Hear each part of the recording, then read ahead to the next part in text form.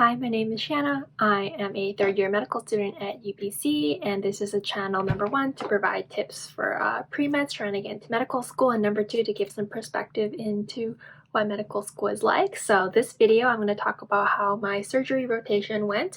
I am mostly through the rotation. I just have like 1 month left. So far I've done anesthesia, general surgery, and neurosurgery.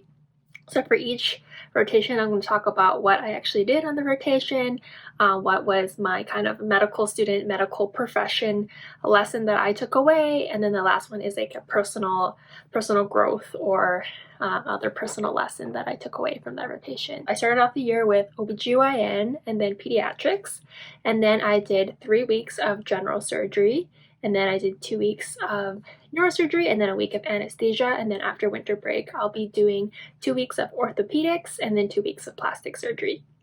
I will start with talking about my general surgery rotation. In the morning we start at 6 a.m. and we round together as a team. So with my residents, my fellow, another medical student, we'll go around to each of the patients that is under our care, ask them how they're doing overnight, kind of read up on their story, check their laboratory results, if they had any x-rays, CT scans yesterday, talk to the nurses and ask if there's any questions or issues that happen overnight, and then we make a plan for the day. So that might be, so we'll like chat with the patient, do a little quick exam, write a note on like how they're doing. Then together as a team we will be like, okay, well today they need a chest x-ray, they might need some more blood work, we might start antibiotics today, we might need to give a call to internal medicine or infectious diseases to come give an opinion, or maybe the plan is for them to go home today, and so we're going to start putting in those paperwork and other things to get that in motion. And so we might split that between, so residents might say they'll do a CT scan, and then I'll take care of the lab work, and or following up or writing up the summary for what happened to the patient in hospital to send them home. And then, so that's like 6 to about 7:30 or so, 7:45. Then the residents go down to the OR, and these like start in, check on the patients. As a med student, usually I spend more of the morning kind of following up on making sure all the work gets done, so ordering those labs and things, and then maybe doing extra checks on patients or giving calls. And then after we're done, then we go down to, we can join the OR as well. And each hospital is a little bit different, but at St. Paul's as the medical student, what you do is you spend, actually you're considered like first call to the ward. So anytime there's like minor issues on the ward, you're the first person who gets called, and you have to come up and say, the nurse might call you and say, hey, so-and-so has been vomiting nonstop, can you come take a look? And then you come up, you give a first look, you kind of maybe do a quick physical, kind of chat with the patient, understand, read, just make sure like to know like, do they have any anti-nausea medications going on? Has this been an ongoing issue? And then kind of make a decision. If it's like pretty minor, you can just order something like yourself, like order some gravel, order some ondansetron. But if you need to do anything more major, for example, put down an NG tube, which is something we do when people are just like super nauseous, then we'll put a little tube down their nose that goes down to their stomach, and that helps get rid of like gas and like fluid being backed up. Then I might like give my resident a text or find one of the residents and then ask them what they think, and they might take another look and they will make a decision and do that. And so if, for example, if we do need to put an NG tube in, then I will do that. Which sounds pretty crazy, but it was like super intimidating to like get used to at first, but then I will do that, and then insert that tube into the patient, and then usually with the help of the nurses, and then later on I'll like check on them every couple hours just to make sure they're actually getting better, and then if they're not getting better, figure out like a plan.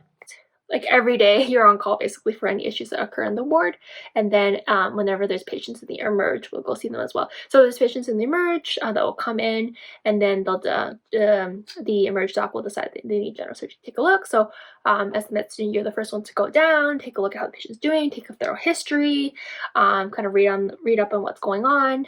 And then you find your resident, you kind of summarize what you found so that they can go in. They might ask a few more questions just to clarify, but they're like a little bit more specific and focused. And then so patients emerge, and that's like pretty fun. I love seeing patients emerge because it's always like, it's kind of a mystery, because whereas like when they're already on our ward and we're taking care of them, you already know the story, so you've seen your preceptor do the surgery, and like they're here because they had rectal cancer or whatever. But when it comes to emerge, all you know about is they're having new pain in the abdomen, or they're having new nausea, or they've jaundice, and you have to kind of figure out the story of like what's going on, and it's kind of fun and exciting. And once in a while, that might mean like someone has to get wheeled in for emergency surgery.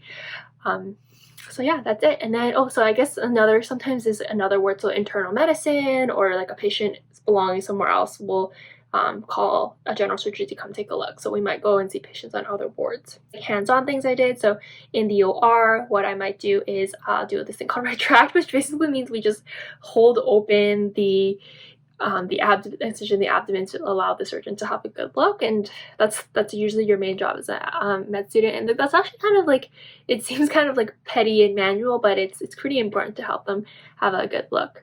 Things we saw in general surgery were appendicitis, cholecystitis. They removed a lot of colons because my team did a lot of like colorectal cancer, so removing entire colons, or like making little stomas or closing up stomas, things like that. I got a suture a couple times. I didn't do a ton, but a couple times, and that was like pretty exciting, just to like put in a couple sutures to like suction the blood or whatever fluid. And as I mentioned, things like putting in NG tubes into patients, putting in all the Foley catheters into patients that are getting operated on. I think I did a punch biopsy where we thought there was like a cancer of the skin, and that was like super fun. What else did I do? Oh yeah, helped with like incision and drainage. So someone came in with like a big abscess, and you have to like cut it so that all the pus comes out. Super gross, I guess. Lots of fluids and poop and vomit that you see on a general surgery. I guess my medical lesson that I learned from general surgery is, at first, like when I was watching the surgeries, I just really didn't understand most of the time what I was looking at, because it's confusing when they go laparoscopic, because they're like spinning around. I don't always quite understand what I'm looking at, so you learn anatomy like looking like a certain way, and then when they kind of spin underneath and they go all sorts of directions, then I found it more lost. So if I were to go back into that rotation, I would have like really have reviewed my anatomy much more in depth before I went into the surgery, and like watch some videos like walking me through, like with like labeling like what the different anatomy is, so that when I actually watch in real time and there's no one actually explaining it to me and there's no real labels, that I kind of get a little bit better sense of what's going on. I wish I was able to understand the operations more. So like sometimes when I was watching it, I felt like I didn't get that as much out of it because I didn't quite understand it. But I guess you live and you'll learn. And I guess the second lesson I learned is like as a medical professional in training, is that people that sometimes like they go in to the surgery not super concerned, but they're super distressed by their pain and their nausea, and those are things that are actually, they seem like they're not life-threatening in any way, but it like is very distressing to the patients. It's actually very important for us to get on top of and to take seriously when a patient's complaining about that, and treat it really well. And those are the calls I get, like sometimes in the middle of the night, that was like really kind of, it's a little bit emotional, I guess, like because like people were just in so much pain or so much nausea, and just kind of validating that like this is how they feel, and it's definitely not pleasant. And it's like in no way are they just being overly complaining or sensitive, and just this is a real unfortunate like kind of thing that comes with the surgery. But we will try to get on top of it, and promising that it really will go away if we give it more time and we treat it a little bit better. So learning to reassure and promise that things get better. On general surgery, I also was involved in my first like code blue. I was in line to like do CPR, and then I was like the one on like checking like the values of the blood gas. And in some ways it was like very emotional for me, because I had been checking on this patient like all week and had really been following and know this patient's story well, and had been promising they're gonna get better, and really excited to like send them home. And so it was very distressing in a way to see them undergo code blue and then not make it through the code blue. And so just being really reflective on medical treatment isn't perfect, and the importance of being really diligent with our care. Things that are considered rare can still happen, and I'm going to take that as a good reminder for me that life is very fragile. Like it was like a lot for me to handle when I first experienced it, but now like it didn't take long actually to just kind of move on and just like see it and like not let it like take over and like paralyze you from doing more work. I think codes are very like, there's so much going on, there's so many people just kind of getting in, doing things, and it was like it was like very fast paced, but like we learned from that code that it's very important to have a co-leader who's like very on top of it, and if you think a patient's gonna, need a code, you're gonna you should call that code like right away. And as a personal lesson, I would say I would learn to be, at the beginning, I was like very anxious or hesitant to like ask for opportunities to do hands-on things.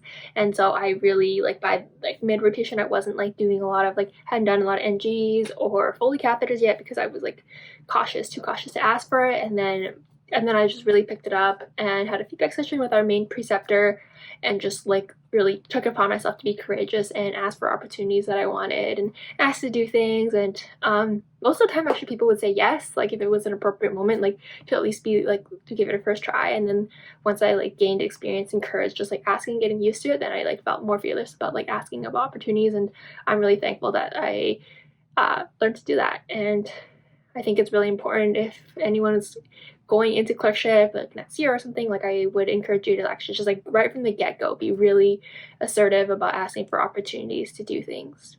Just like try to ask to like do one thing that you really want to do a day, but obviously like be appropriate about what you ask to do, like within your scope, and if it's the right timing. Like the thing, for example, like if someone's like, oh no, you can't suture, or maybe you can't do this, it's probably because it's a bit more emergency and someone needs to do a little bit more quickly, and this is maybe not the easiest like thing to suture or to put in because this patient maybe it's difficult anyways. So don't take it personally if someone says no as well.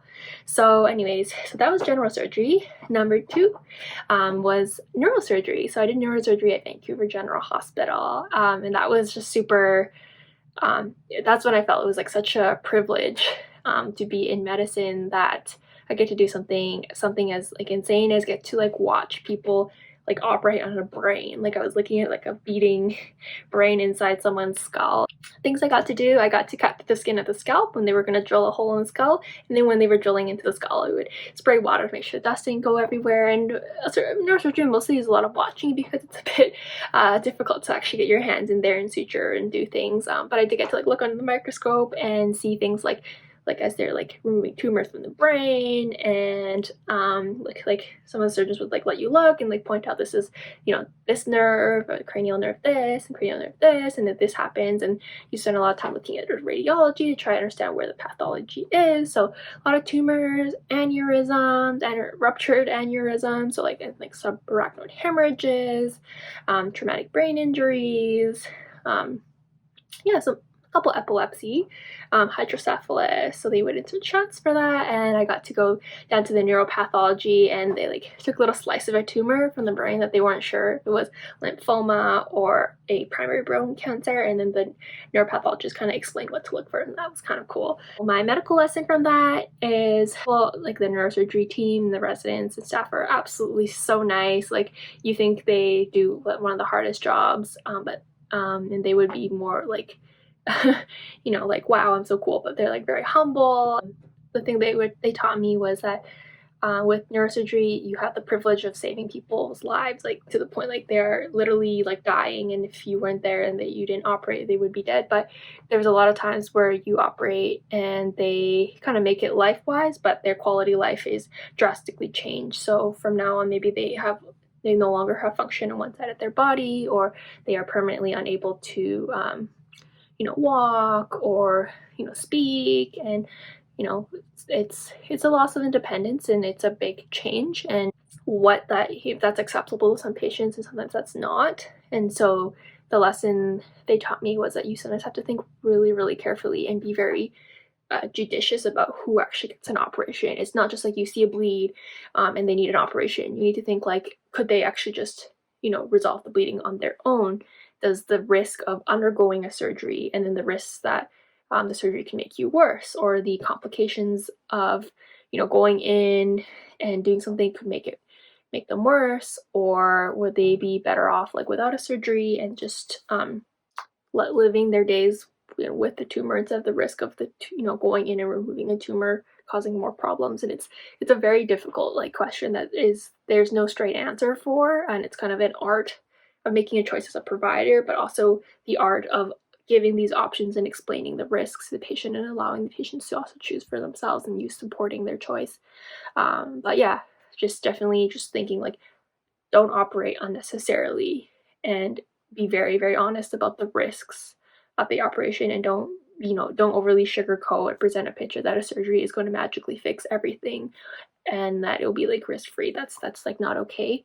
And just be like very real about like when your conversation, like what level of independence and what kind of like bad outcomes are acceptable to patients. So for some people, they are okay with maybe going to long-term care and being completely dependent of care as long as they retain their life. And for some people, if they are completely dependent, they would rather not have the operation. Yeah, and also being really real about conversations about patients maybe being permanently unable to regain that function or that strength, even with the best physio and the greatest amount of time.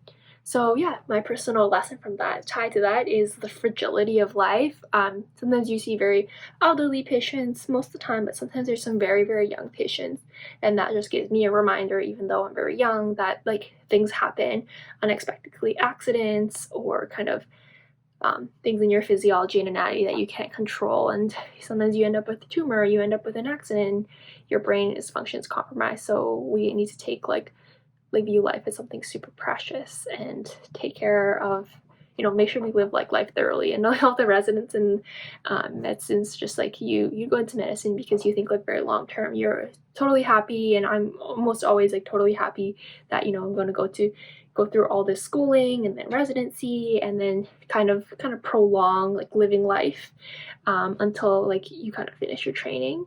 But we're taking reminders that you need to not like just work yourself to the bone and remember to enjoy life, because you don't know what could happen to you tomorrow, and you don't have like, you might not necessarily have like years and years of your life to enjoy. So remembering to spend that time in a way that you think is meaningful.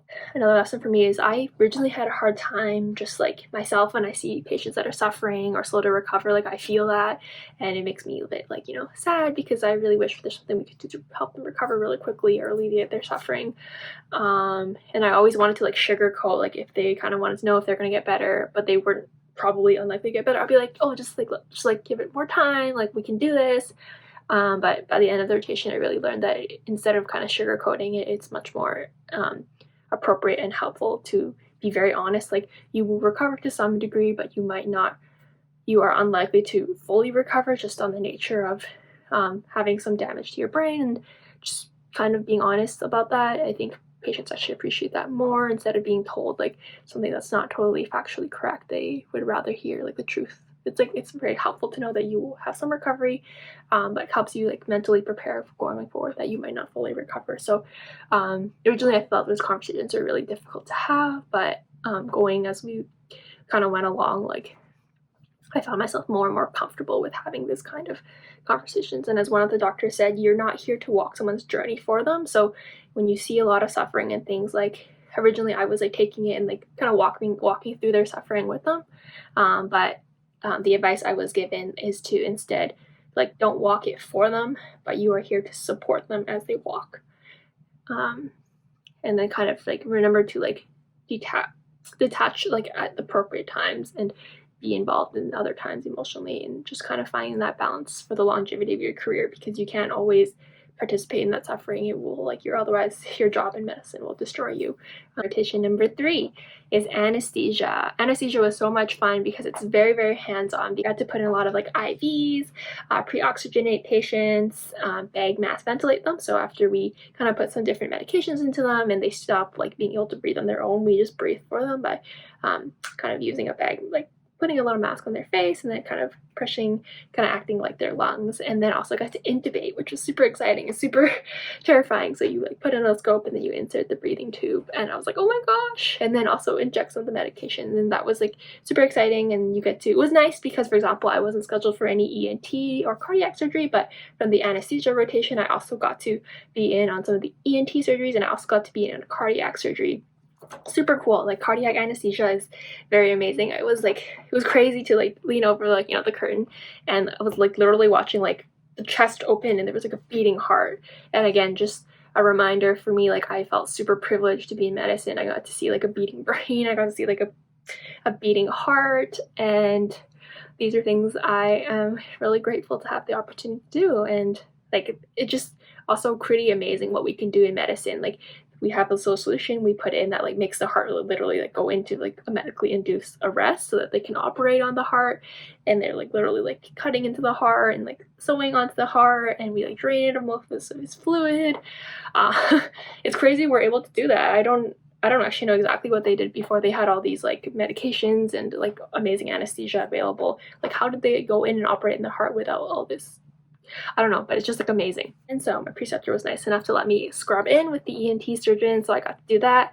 There was a lot of like stones that form in your salivary glands, so I got to help with kind of the scope and help mostly retracting, of course, but I got to actually like kind of pump up the scope to like look for the stone, and then we put in like a little basket, and apparently it's like these baskets are like super expensive, like high tech, because they're so teeny tiny, and we put it in the stone and kind of draw it out, and it was just like super cool to like watch some like salivary glands come out. Medical professional lesson I learned is that with never treat anesthesia just like kind of second fiddle to the surgery. I think they are a very integral part of taking good care of your patient. Treat them as an equal partner in surgery. They are, you know, while the surgeon, if you're the surgeon, you are taking care of the surgery end side, and your anesthesia is taking care of the rest of the patient. So treat them with respect. Be very good about communicating about what you're doing and checking in, you know, is everything going well on their end, and you will be rewarded by having really great care of your patients and your patients having the best optimal outcomes. So I gained so much appreciation for them. And yeah, I guess the other and then the personal lesson that I gained from the anesthesia rotation is that I was not really like improving very quickly. For example, with suturing, I've been very like slow to improve even with practice, and I think it was really gratifying to see my skills improve really quickly in anesthesia. So at the beginning, I was having trouble putting in the IV. I would like kind of like put it wrong, and it wouldn't go well. And by the end of the 5th day, I was like really like was getting in like most of the needles in on the first try, and it was like awesome. And I was like doing it really quickly, and I just realized it's like one of those things, like as much as I think like, oh, I'll never get better at this, or I'm just bad at this, just realizing that you can really get better like any technical skill with practice, whether or not that's putting in IVs and intubating, bag mask valving, and just learning how to adapt for your own specific quirks. So for me, like the way that other people might do a bag mask valve is different from the way I would, because I have like very small hands and I'm a smaller person. So learning to adapt for myself, and then once I hit that moment where I knew how I should do it, then I really like hit a stride and was able to do it like very well. So like just number one, just practicing. That's just really a big one, but also just learning how to uniquely adapt doing that skill for a way that works for me. And then just like trying to gain some confidence that like even if I can't do it very well now, I just believe in myself that I will get better at doing it eventually. Another lesson I learned is that there are times where it's appropriate to actually kind of fake it till you make it. Just be like super confident. For example, when you first put a needle into someone's skin, I was going like super slow and cautious, but one of the anesthesiologists told me that if I'm going really slow when I'm going into the skin, that actually causes the patient more pain, because that's the painful part. So that's the part where you have to just move with confidence. You got to move quick. But the other parts where it's appropriate to be like slow and cautious, for example, when you intubate. And it's important that at times where we are a trainee and we shouldn't have overconfidence in ourselves, it is totally appropriate to be slow, to be cautious, to be honest that you're not confident at something instead of faking it till you make it. So there's times where you should fake it till you make it, and there's times where you shouldn't. Yeah, that is in a nutshell how my surgery rotation went. It was definitely a different feel from how my OB/GYN and peds went on. There's a lot more independence. You need to be a lot more self-directed on the surgery rotation.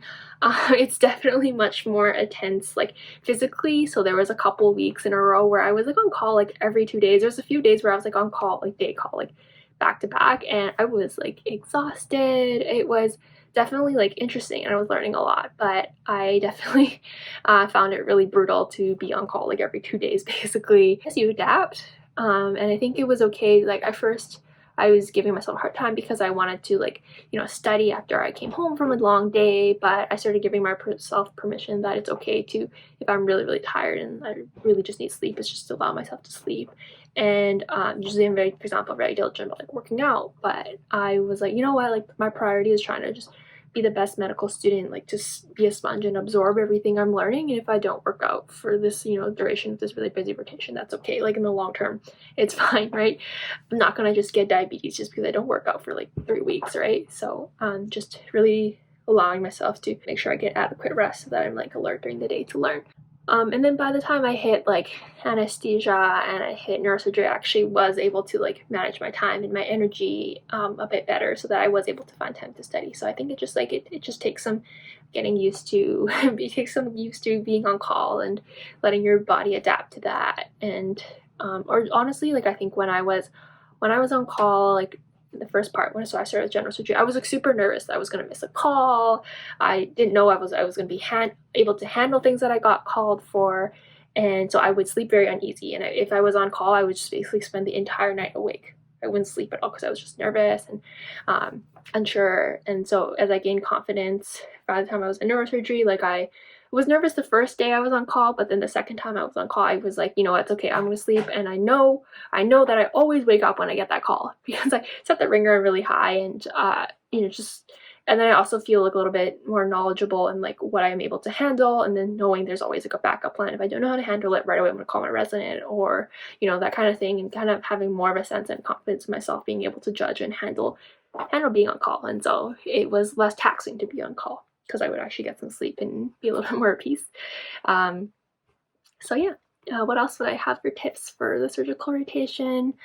I think if I were to give myself tips before I started, number one, just be like really kind to yourself. That like doing things like putting in NGs and suturing are just things that they're not things we're born knowing how to do. So if you can't do them, just be really kind to yourself. Surgery is just really busy, so kind of preparing maybe your friends, your loved ones, just that you are going to be really busy and you might not be as engaged while you are, you know, like with them. I was definitely falling asleep sometimes when I was like with people, and so just like knowing that it's not them, it's not because you're bored or whatever, it's just like what you're doing at work right now is just like kind of exhausting, and hopefully your friends will understand. Again, being forgiving of yourself if you may not have as much energy to do things like extracurriculars or research or study just because you're tired. Have confidence in yourself. This is the feedback I get from like every preceptor, and I like don't love hearing it, but I think it's a very good piece of feedback that I'm trying to take in and just learn to move with more confidence. So anyways, I hope this was sort of interesting to hear about how my surgical rotation went. Anyways, let me know if you have any questions about any of those rotations, and hopefully I will let you guys know how orthopedics and plastics goes. Bye!